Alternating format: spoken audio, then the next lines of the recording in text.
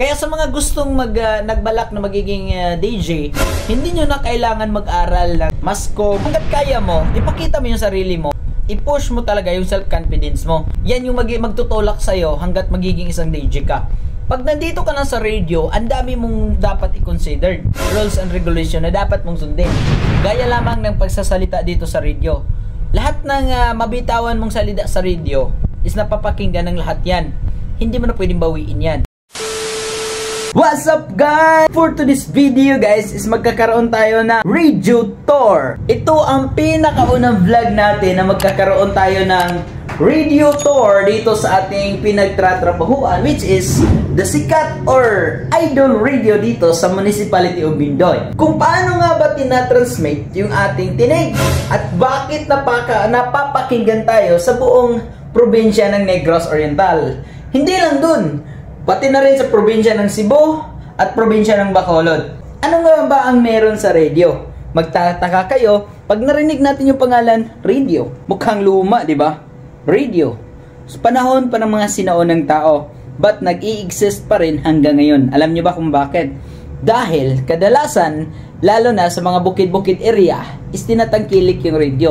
Yan yung nagiging transmitter ng mga informasyon, lahat-lahat, o anong mga pangyayari sa isang lungsod o sa isang municipality or sa isang city. At for today's video is itutur ko kayo kung paano nga ba nag-transmit ang tinig natin sa radio at bakit ito napapakinggan. Dito tayo magsisimula sa area kung saan ito yung recording namin. Like sa mga advertise, lahat-lahat ng mga commercial, mga companies, mga product, iba't ibang klase ng companies, product na gustong i-advertise o mag-avail sa advertise namin dito sa radio. Dito namin siya pinaprocess bago natin isinasalang sa on-air. At dito namin ini-edit yung mga advertise natin at ito yung aming ginagamit pang record. Alright, so ito yung ating B8, okay? Na ginagamit natin sa recording. Lahat po yan ay gumagana. Diyan nanggagaling o pinaprocess yung mga ipiniplay natin on air. Bakit nga ba napapakinggan? Paano nga ba nag-transmit yung isang tingog ng DJ or mga radio announcer, radio anchor sa buong Kabisayan o bakit napapakinggan kahit sa sulok ng Pilipinas? Dito yan. Dahil dito. Ito ang tinatawag namin na transmitter. First transmitter. Okay?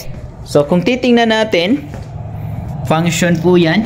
Itong transmitter na to, ito yung nagbibigay ng signal doon sa napakalaki nating tower. Siya yung nagpo-produce ng signal doon at yung napakalaking tower namin doon sa taas na transmitter natin pangalawa, siya yung sumasalo doon sa signal na mula dito sa studio at nagko-contribute sa bawat sulok ng Pilipinas kung saan naabot yung aming megahertz o frequency ng aming radio. At ito ang ating studio. Itong radio station sa Municipality of Bindoy, nasa magdadalawang taon pa to guys. Kaya kung makikita nyo, yung studio natin is unti-unti pa natin itong pinapaganda. Yung ating monitor, isang pieces pa lang. Hindi gaya ng ibang mga radio na ang daming monitor dahil iba't ibang function po yan. So ito yung monitor natin. Lahat po ng mga music na nakapli dyan is on air na po yan. Yan, oh, naka-on air po yan. So bawal natin galawin. Alright, so ito yung aming keyboard at ito yung aming mixer. At ito ang ating mic. Ito yung ating headphone. Ito yung ating speaker. Ipinaprocess natin dito yung ating tinginig. Sasaluin dito sa mixer. At yung mixer na, dyan yan nagkocontrol lahat. Okay, tas dito tayo magsiselect ng mga music na gagamitin natin sa ating mga program. Alright, so andar po yan.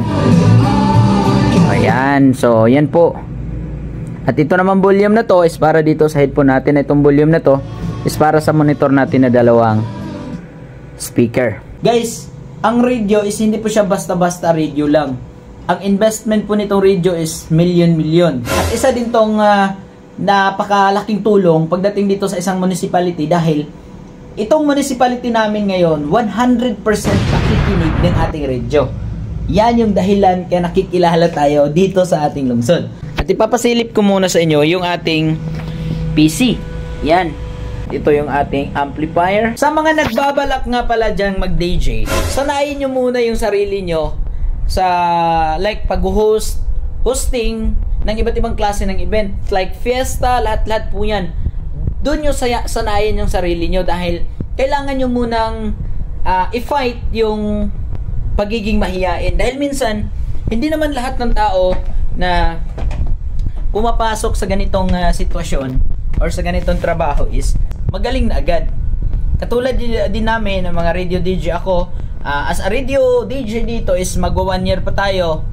Pero bago ako nagiging isang radio DJ is isa na akong taga-host like mga dance contest, singing contest, mga wedding, lahat-lahat ng mga iba't ibang klase ng event. Sinikap ko muna nung una na i-fight yung hiya natin dahil talagang mahihiya talaga tayo nung una or mawawala yung confidence mo. Hanggat kaya mo, ipakita mo yung sarili mo at ang gagawin mo lang, labanan mo lang yung hiya at i-push mo talaga yung self-confidence mo. Dahil dyan, yan yung magtutulak sa'yo hanggat magiging isang DJ ka. Pag nandito ka na sa radio, ang dami mong dapat i-consider. Ang dami-daming mga bawal, ang dami-daming mga rules and regulation na dapat mong sundin. Gaya lamang ng pagsasalita dito sa radio. Lahat ng mabitawan mong salita sa radio is napapakinggan ng lahat yan.